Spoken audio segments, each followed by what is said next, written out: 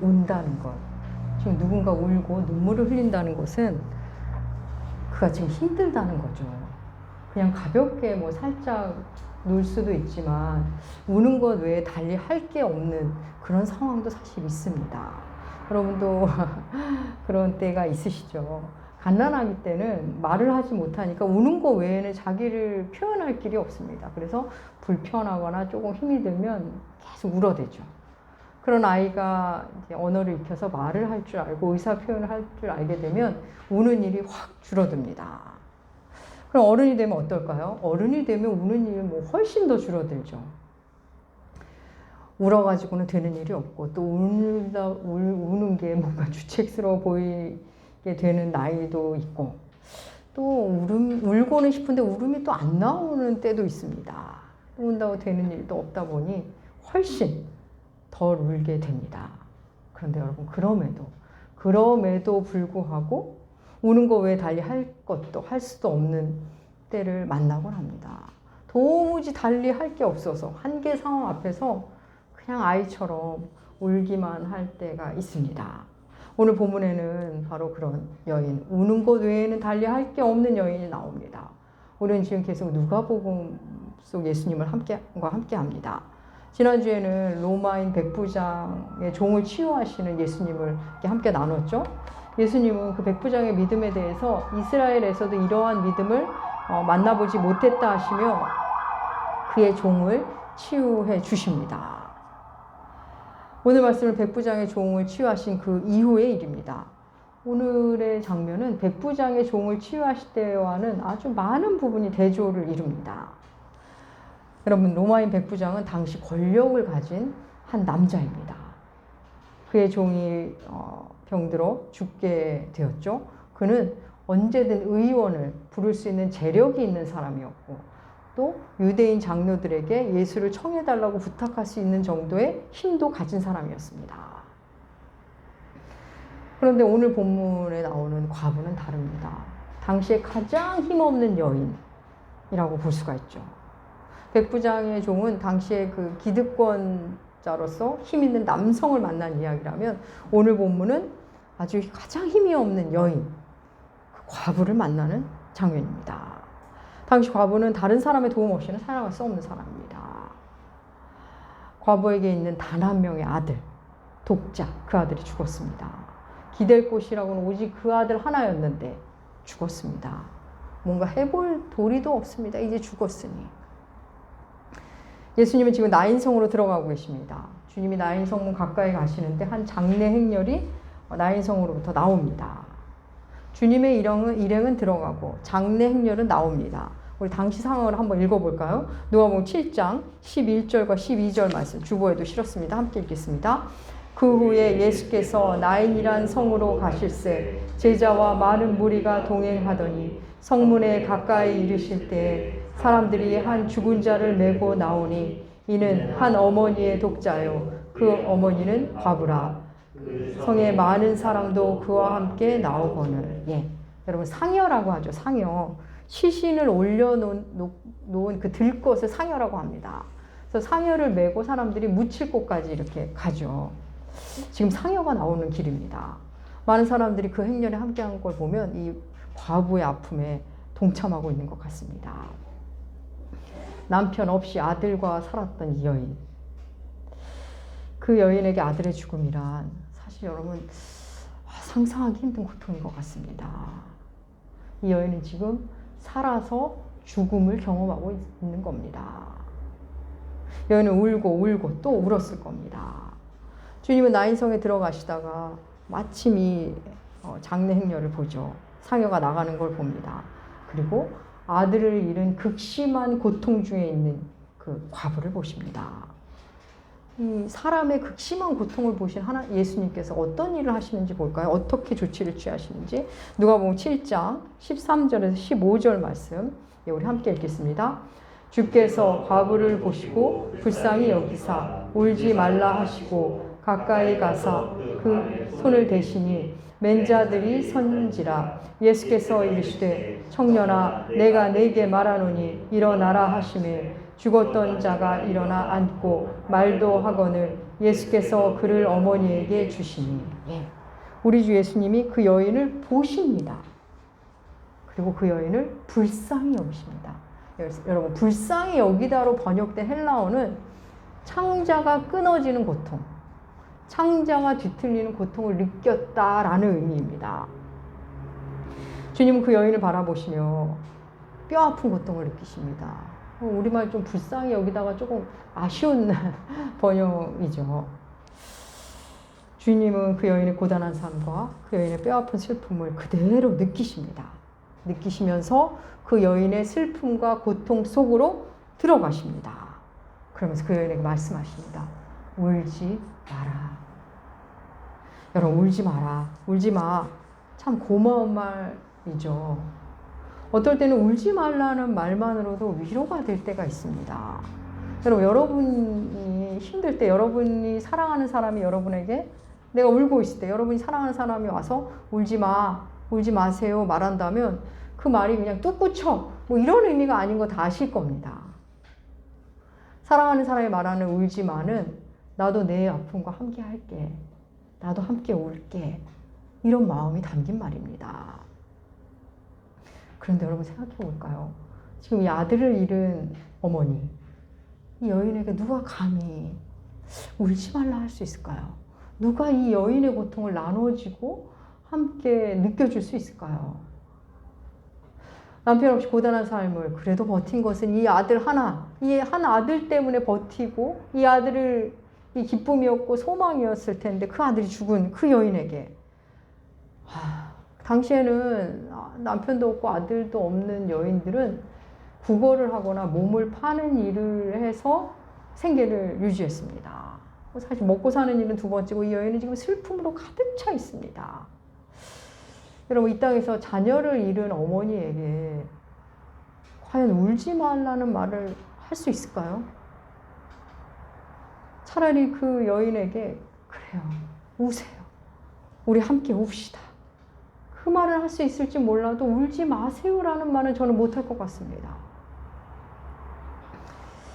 여인의 이 깊은 슬픔을 함께 느끼고 있는 주님은 여인에게 울지 마라 하시면서 그 여인의 마음속으로 들어가십니다. 그 말씀, 여인을 향해서는 울지 말라 하시고는 그 다음에는 이제는 시신 곁으로 가십니다. 가까이 가서 관에 손을 대십니다. 여기서 말하는 관은 우리가 생각하는 그 뚜껑이 있는 관이 아닙니다. 당시에는 그런 관이 아니었습니다. 뭐 다음에 봐도 청년이 일어났다 이런 표현이 있지 않습니까? 그래서 당시의 관은 그냥 들것으로 생각하시면 됩니다. 뚜껑, 그냥 널빤지 같은데 시신을 올려놓는 들것으로 보시면 됩니다. 예수님은 시신이 있는 들것에 이렇게 손을 대십니다. 그러자 사람들이 멈추죠. 그 들것에 든 사람들이. 그러자 주께서 말씀하십니다. 청년아, 내가 내게 말하노니 일어나라. 죽은 자를 향해 일어나라 하십니다. 그러자 놀랍게도 그 청년이 일어나 앉아서 말도 합니다. 주님은 이 슬픔과 고통, 죽음이 지나간 현장에서 두 마디 말씀하십니다. 울지 마라, 일어나라. 깊은 슬픔 속에 있는 자에게는 울지 마라. 그리고 이미 죽음의 그늘 안에 있는 자에게는 일어나라 하십니다.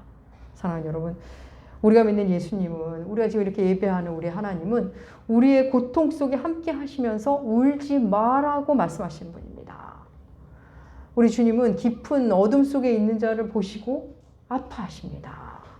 주님의 울지 마라는 내가 네 아픔을 안다. 네 슬픔을 안다. 내가 너와 함께 한다는 말씀입니다. 우리는 때로 하나님은 내 고통을 모르시는 것 같아. 하나님은 나의 하나님이 아닌 것 같아. 내 아픔을 전혀 모르시는 것 같아. 내가 얼마나 힘든지 하나님은 몰라. 이렇게 생각할 때 있으시죠? 네. 우리 한번 성경 찾아볼까요? 우리 주님의 말씀. 이사야서 40장 27절과 28절 공동 번역으로 주보에 실었습니다. 하나님의 말씀 함께 읽겠습니다. 야곱아, 어찌 이런 말을 하느냐? 내가 어찌 이런 주장을 펴느냐? 야훼께서는 나의 고생길 같은 것은 관심도 두지 않으신다. 하느님께서는 내 권리 따위 너희는 모르느냐? 듣지 못하느냐? 야훼께서는 영원하신 하느님, 땅의 끝까지 신 분이시다. 힘이 솟구쳐 피곤을 모르시고 슬기가 무궁하신 분이시다. 예. 하나님은 내 고생길 몰라. 관심도 없어. 내 권리 아는 채도 않으셔. 이런 우리를 향해 말씀하시죠. 하나님은 다 보고 다 알고 계시다고. 사랑하는 여러분, 여러분이 여러분의 힘겨운 상황 속에서 아무것도 할 수 없어 울고 있을 때, 누가 내 아픔을 알까 싶을 때, 누가 내 힘겨움을 나눠줄 수 있을까 싶을 때, 여러분, 주님이 여러분을 보시고 함께 아파하십니다. 그리고 말씀하십니다. 울지 마라. 힘겨운 시간을 보내고 있는 우리를 향해 내가 뭘 했니? 인생 다 그렇다 그러지 않았니? 내가 그렇게 말하지 않았니? 하나님은 그런 말씀하지 않으십니다. 나조차 나의 아픔을 말하지 못할 때, 내가 말로 하지 못한 아픔이 눈물이 되어 나올 때 주님은 우리에게 오셔서 말씀하십니다. 울지 마라. 내가 다 안단다. 사랑하는 여러분, 우리가 믿는 예수님은 그런 분이심을 잊으시면 안 됩니다. 여러분 기억하십시오. 우는 것 외에 달리 할 수 있는 것이 없을 때조차도 그저 속울음으로 그냥 근근히 버텨나갈 때조차도 주님은 우리에게 오십니다. 아니 그때 더 가까이 오셔서 말씀하십니다. 울지 마라. 아들 잃은 여인의 슬픔에 함께 들어가신 주님은 이어 그 아픔의 근원인 죽음 속에 있는 청년에게 다가가 말씀하시죠. 일어나라. 주님의 말씀대로 청년이, 그 죽은 자가 일어납니다. 너무나 놀라운 일이 벌어진 겁니다. 여러분, 이 놀라운 일, 죽은 자가 살아난 이 놀라운 기적, 이 기적의 현장에 무엇이 작동되었을까요? 주님은 앞서 그 로마인 백부장의 종을 치유해 주셨죠. 그때는 주님을 놀라게 한 백부장의 믿음이 있었습니다. 그런데 오늘 사건에는 뭐가 있죠? 나인성 과부를 살리신 이 현장에는 주님이 칭찬할 만한 믿음을 찾아볼 수 없습니다. 그 현장에는 작동되는 믿음이 없습니다. 그렇다면 뭐가 있을까요? 도대체 뭐가 있었을까요? 여러분, 그 현장에는 인간의 아픔을 함께 아파하시는, 함께 상자가 끊어지는, 뒤틀리는 고통을 느끼신 주님의 마음이 있었습니다. 그 극심한 고통의 현장에, 깊은 어둠의 현장에 주님의 마음이 있었고, 그리고 그들에게 다가가서 하신 주님의 말씀, 울지 마라, 일어나라 하신 주님의 말씀이 있었습니다. 그렇습니다. 나인성 과부를 살리신 그 기적의 현장에는 우리가 생각하는 그 무엇, 사람으로부터 나온 그 무엇, 다른 무엇이 아무것도 없었습니다. 다만 주님의 그 아픈 마음과 주님의 말씀만 있었을 뿐입니다. 주님의 마음과 주님의 말씀이 은혜로 작동되는 겁니다. 그거 자체가 은혜였습니다. 사랑하는 여러분, 우리는 우리의 믿음으로 하나님을 움직일 수 있다고 생각하곤 합니다. 물론 그렇게밖에는 표현이 안 되는 일들이 있습니다. 이미 예수께서 이루신 구원과 자유를 우리가 믿음으로 받아들일 때 그게 우리의 것이 되고 우리가 누리게 됩니다. 그때는 그렇게 표현이 되죠. 그때는 우리의 믿음이 너무나 중요하게 작동됩니다. 하지만 여러분, 하나님은 우리의 믿음과 상관없이 일하시는 분이기도 합니다. 내 믿음이 바닥을 치고, 아니 나는 아예 믿음이 없는데, 그래서 아무것도 할 수 없을 때, 전혀 하나님 생각하지도 않고 있을 때, 그때도 주님은 우리를 보십니다. 그리고 오셔서 주님이 처음부터 끝까지 다 하십니다. 여러분, 나인성 과부는 주님께 내 아들 좀 살려주세요 라고 말한 적이 없습니다. 주님은 그 여인에게 믿음이 있니 없니, 네가 무엇을 원하니 이런 거 물어보지도 않으셨습니다. 그냥 은혜를 베풀어 주셨습니다. 그냥 은혜로 다가오신 겁니다. 앞서 그 백부장은 주님을 찾았죠. 이 나인성 과부는 주님을 찾을 생각도 못합니다. 그런데 주님이 먼저 다가오십니다. 우리 주 예수님은 주님을 찾는 자에게도 자신을 주시고, 주님을 찾을 힘조차 없는 그 현장에도, 그 슬픔의 자리, 아픔의 자리에도 친히 오셔서 자신을 주십니다. 사랑하는 여러분, 주님은, 우리가 믿는 하나님은 그런 분입니다. 극심한 고통, 어둠의 자리에 언제나 주님이 계십니다. 어느 누구의 믿음도 개입되지 않은 자리, 주님을 찾을 생각조차 하지 못하는 고통의 자리, 그 자리에 오셔서 주님 자체가 은혜가 되어 주십니다. 여러분, 율법은 시신과 시신에 관련된 것에 손을 대면 부정하다고 규정되어 있습니다. 근데 우리 주님이 상여에 손을 대시죠. 예수님은 자신이 부정해지는 것을 마다하지 않으시고 시신에 손을 대십니다. 유대인에게는 이방인의 집에 가는 것도 부정한 일로 규정되어 있습니다. 그런데 주님은 백부장의 집에 가는 것도 주저하지 않으셨던 분입니다. 사랑하는 여러분, 예수 그리스도는 우리를 더러움에서 꺼내주시기 위해 자신이 더러워지시는 것을 마다하지 않으십니다. 우리를 고통에서 꺼내주시기 위해 자신이 고통받는 것을 상관하지 않으십니다. 사랑하는 여러분, 여러분이 믿는 주님은 그런 분입니다. 그럼 우리가 어떻게 그분을 사랑하지 않을 수 있겠습니까?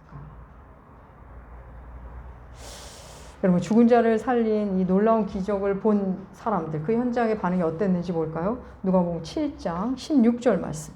우리 함께 읽겠습니다. 모든 사람이 두려워하며 하나님께 영광을 돌려 이르되 큰 선지자가 우리 가운데 일어나셨다 하고 또 하나님께서 자기 백성을 돌보셨다 하더라. 아멘. 예수께서 나인성 과부의 아들을 살리신 것을 본 사람들의 첫 번째 반응 뭐죠? 두려움이었습니다.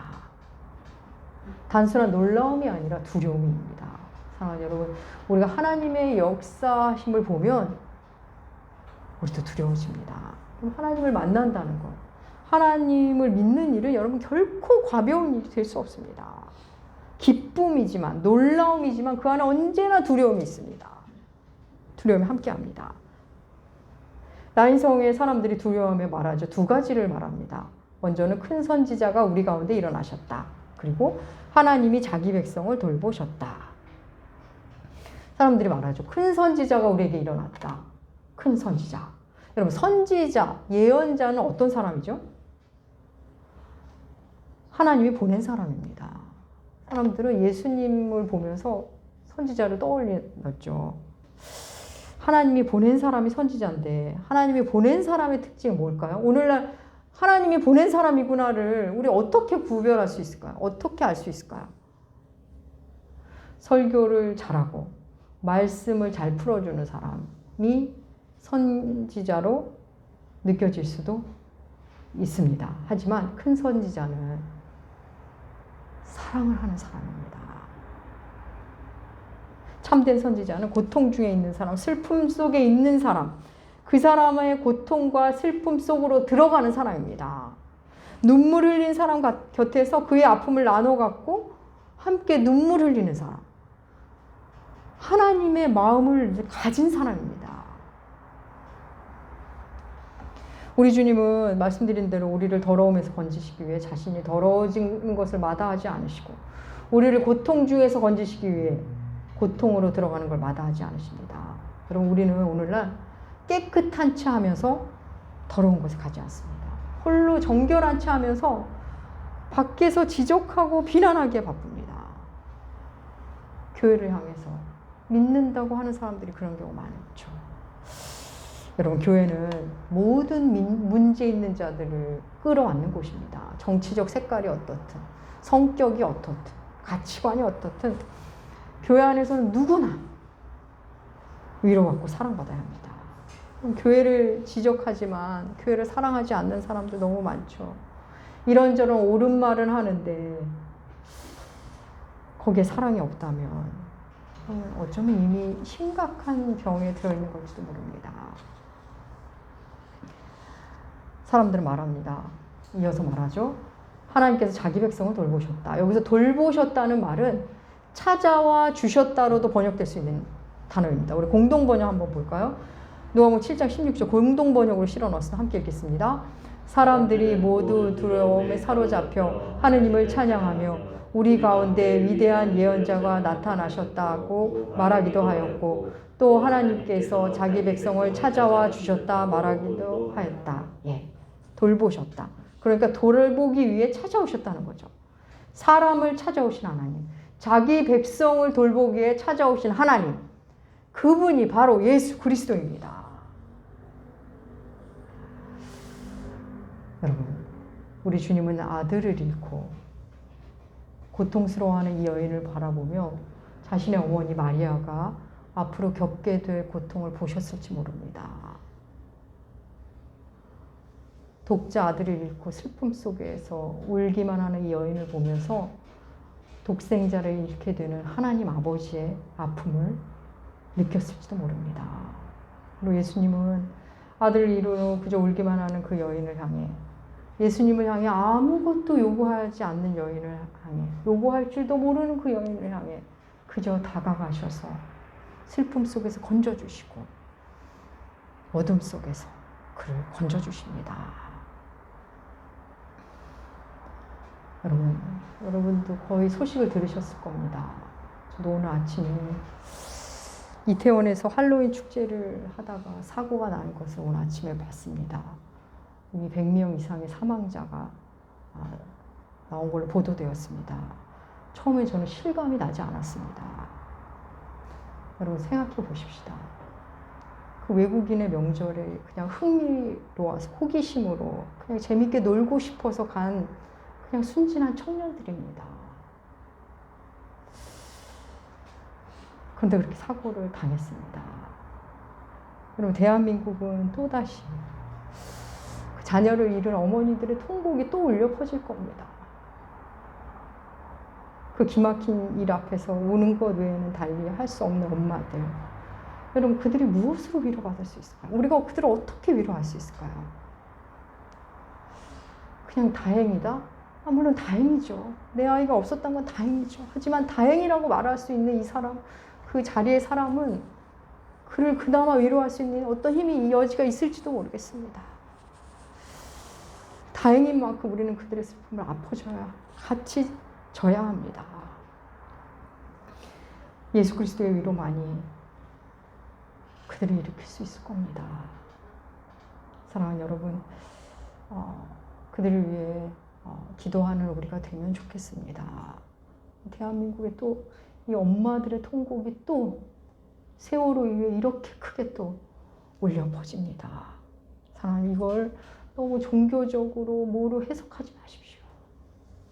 우리는 그냥 우리의 일을 하면 됩니다. 그들을 아파하고 기도하면 됩니다. 사랑하는 여러분, 예수님은 우리를 위해 더러움을 마다하지 않으시고 우리를 위해 고통을 마다하지 않으시는 예수님입니다. 사랑하는 남은교회 교회 여러분, 여러분이 울 때, 때로는 소리도 못 내고 소구름으로 울 때 주님이 여러분에게 다가가서 말씀하십니다. 울지 마라. 또 여러분이 깊은 어둠 속에 죽음의 그늘 아래 주저앉아 있을 때 일어나라 말씀하십니다. 예수님은 바로 우리를 위해 우시고 죽으시고 부활하셨습니다. 울지 마라는 말을 하시기 위해 그분은 엄청난 울음을 감당하셨고, 일어나라는 말을 하시기 위해 죽으셨고 친히 일어나셨습니다. 사랑하는 여러분, 우리보다 우리를 더 사랑하시는 예수님, 그분을 더 깊이 만나시기 바랍니다. 여러분이 고통스러울 때 여러분 곁에 오셔서 울지 마라, 일어나라 말씀하시는 그분의 음성을 들으시기 축복합니다. 그것만이 여러분을 치유하고 그분만이 여러분을 회복하고 여러분을 일으키실 겁니다. 사랑하는 여러분, 여러분의 남은 삶, 또 고통이 우리를 찾아오겠죠. 그렇죠? 이 여인의 슬픔 우리도 겪을 겁니다. 언젠가는 나의 사랑하는 사람이 나를 우리는 잃기도 하고, 또 내 사랑하는 사람이 나를 잃고 고통 중에 있기도 할 겁니다. 그 고통을 어떻게 위로받을 수 있을까요? 예수님의 위로밖에는 없습니다. 사랑하는 여러분, 여러분의 남은 삶, 또 힘겨운 일이 오겠지만 주님의 울지 마라, 일어나라 그 말씀 들으시면서 더욱더 주님이 주시는 안식과 평안과 자유를 누리시는 여러분들 남은교회 되시기 주의 이름으로 축복합니다. 기도하겠습니다. 하나님 아버지, 감사합니다. 우리를 돌보기 위해 우리에게 오신 우리의 주님, 주님을 찾기도 전에 우리에게 오신 우리의 아버지, 우리 아픔과 고통 가운데 함께 하시며 우리보다 더 아파하시는 우리의 주님, 함께 아파하시며 울지 마라 하시는 주님의 위로, 일어나라 하시는 주님의 말씀, 그것에 의지하여 살게 하여 주시옵소서. 특별히 할로윈데이 참사 속 사망자들의 가족, 그들에게 찾아가 주셔서, 부디 그들에게 찾아가 주셔서 주님, 주의 위로하심으로 그들과 함께 하여 주시옵소서. 감사드리며 존귀하신 예수님의 이름으로 기도합니다. 아멘.